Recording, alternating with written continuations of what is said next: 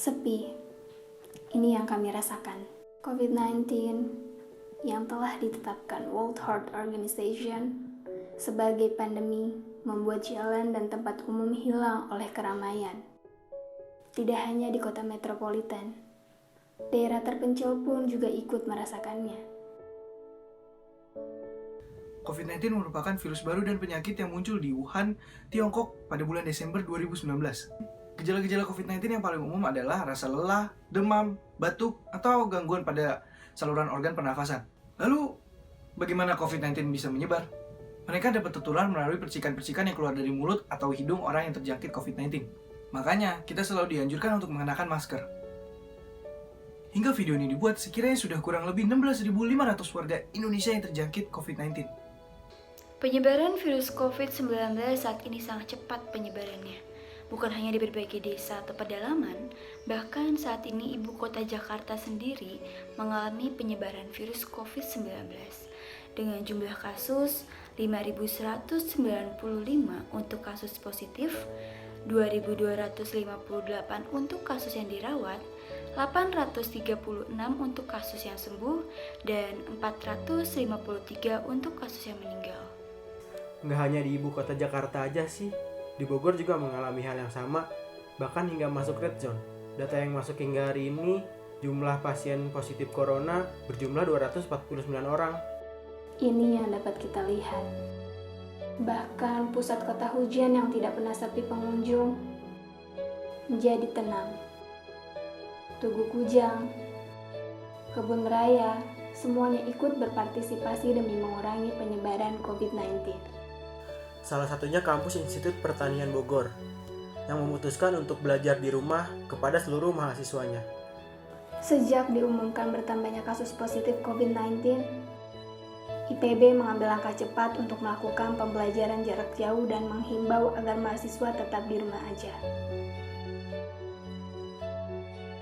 Sebagai mahasiswa IPB, belajar di rumah saja sudah menjadi kewajiban untuk saat ini.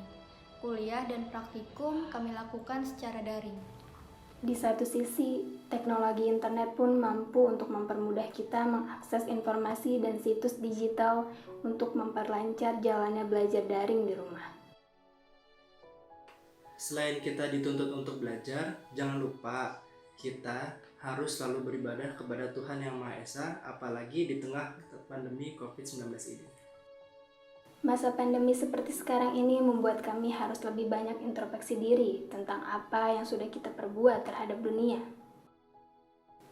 Kita harus banyak beribadah dan berdoa supaya aktivitas kembali berjalan normal.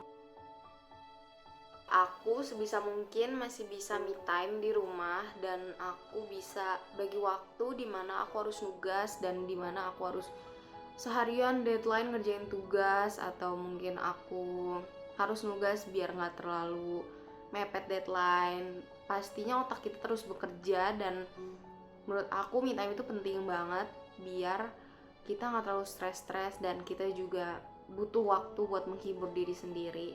Jadi menurut aku me time itu penting banget buat kita semua. Walaupun di rumah aja, kita tetap bisa melakukan banyak kegiatan positif seperti memasak, me time untuk menghilangkan stres dan berbagai kegiatan menarik lainnya. Walaupun di rumah aja, kuliah tetap menjadi kewajiban kami. Tugas-tugas kuliah membuat kami menjadi punya banyak kegiatan atau aktivitas selama di rumah aja. Inilah yang kami kerjakan, membuat video, mengedit, sampai mengupload ke sosial media.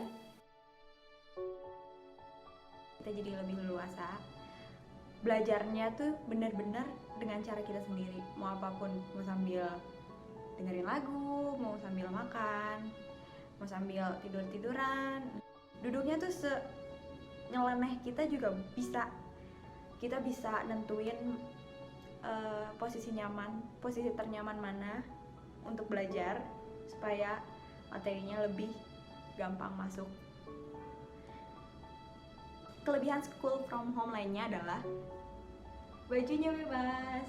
Nah, kita kan udah terbiasa SOP di kampus, jadi pakai baju sesuka hati kalian tuh rasanya menyenangkan. 1-2 kendala pasti kami rasakan. Telat bangun untuk kelas, fasilitas yang tidak mencukupi.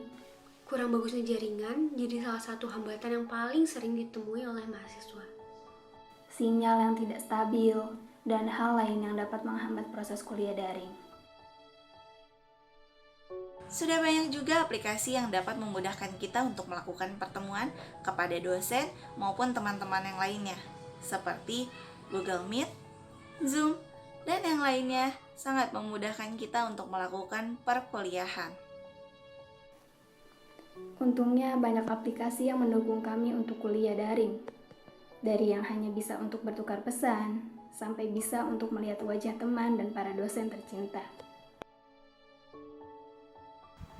Pembelajaran secara daring dianggap menjadi solusi kegiatan belajar mengajar di tengah pandemi corona. Menurut saya, kegiatan belajar online tidak efektif dilakukan karena kemampuan teknologi dan ekonomi mahasiswa berbeda-beda.